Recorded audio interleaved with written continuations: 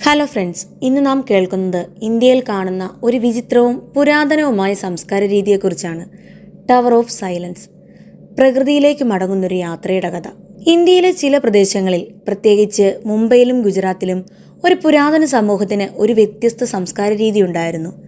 അവർ വിശ്വസിച്ചു, ജീവൻ ദൈവത്തിൻ്റെ സമ്മാനം, മരണം പ്രകൃതിയിലേക്കുള്ളൊരു തിരിച്ചുവരവാണ്. മരണം സംഭവിച്ചാൽ അവർ ശരീരത്തെ മണ്ണിലടക്കുകയോ അഗ്നിയിൽ ചുട്ടുകളയുകയോ ചെയ്തിരുന്നില്ല. അത് പ്രകൃതിയെ മലിനമാക്കുമെന്നവർ കരുതിയിരുന്നു. അതിനാൽ അവർ ഒരു ഉയർന്ന വൃത്താകൃതിയിലുള്ള കെട്ടിടം നിർമ്മിച്ചു. അതിനെ ടവർ ഓഫ് സൈലൻസ് എന്ന് വിളിച്ചു.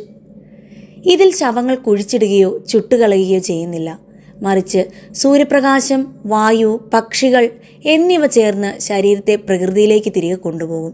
ടവറിൻ്റെ മുകളിൽ മരണത്തിൻ്റെ അലറലുകളും കരച്ചിലുകളുമില്ല. കാറ്റിൻ്റെ ശബ്ദവും ആകാശത്ത് കഴുകന്മാരുടെ ചിറകുവീശലും മാത്രം. പക്ഷികൾ ശരീരത്തെ ഭക്ഷിക്കും, സൂര്യൻ അവശിഷ്ടങ്ങളെ ഉണക്കും, ശേഷിച്ച അസ്ഥികൾ പൊടിയായി വീഴും. ഈ സംസ്കാര രീതി ദുഃഖം നിറഞ്ഞ ചടങ്ങല്ല, പ്രകൃതിയോടുള്ള ആദരവിൻ്റെ പാണ്ഡിത്യമാണ്. അവർ വിശ്വസിച്ചു, മരണം ഒരവസാനമല്ല, ഭൂമിയുടെ ചക്രത്തിലേക്ക് മടങ്ങുന്ന ശാന്തമായ യാത്ര. നമ്മൾ നമുക്ക് വന്ന ഭൂമിയിലേക്ക് മടങ്ങുന്ന ഒരു വഴി യാത്ര മാത്രം എന്ന് പഠിപ്പിക്കുന്നു. ഇതാണ് ടവർ ഓഫ് സൈലൻസ്, നിശബ്ദത്തിൽ പ്രകൃതി നമ്മെ തിരിച്ചെടുക്കുന്നിടം.